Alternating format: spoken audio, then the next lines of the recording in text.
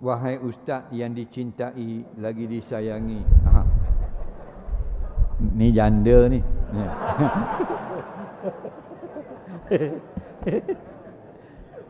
Bolehkah terangkan pasal niat solat sunat witir? Sebab saya rasa lama nak tahu.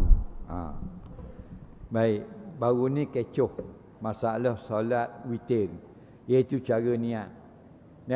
Ada orang kata kalau kita nak semayang witir 2 rakaat dulu, lepas tu baru nak semayang tidak boleh niat aku semayang witir 2 rakaat.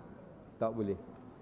Memang betul perkataan itulah pandangan sebahagian fuqaha dalam mazhab Syafi'i. Sebab apa?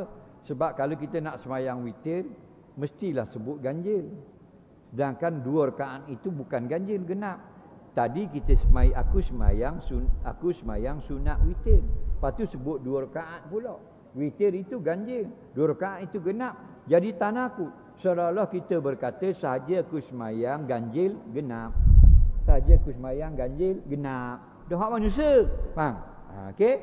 Pandangan itu yang diajar oleh tok guru kita, oleh ustaz-ustaz kita, betul. Betul lah tu.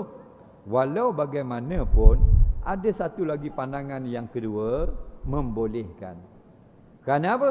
Kerana bila walaupun kita sebut saja aku semayang witir 2 rakaat, bukan bermaksud witir 2 rakaat itu witir yang tidak ganjil, tapi jadi ganjil dengan sebab 1 rakaat lagi selepasnya. Kerana itulah, jadi kita solusi ni nak keluar daripada masalah, kita ambil satu lagi anjuran ulama, sebaiknya kita kata aku semayang witir 2 rakaat, aku semayang 2 rakaat muqaddimah witir.